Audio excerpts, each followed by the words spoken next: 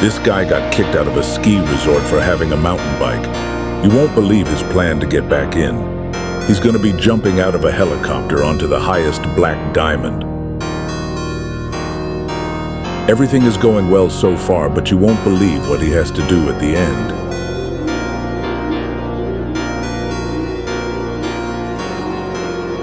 He's going insanely fast, but he just realized he's going to have bigger problems. Now that Ski Patrol is on his tail, he has to do whatever it takes before he gets arrested and gets sentenced to life in prison.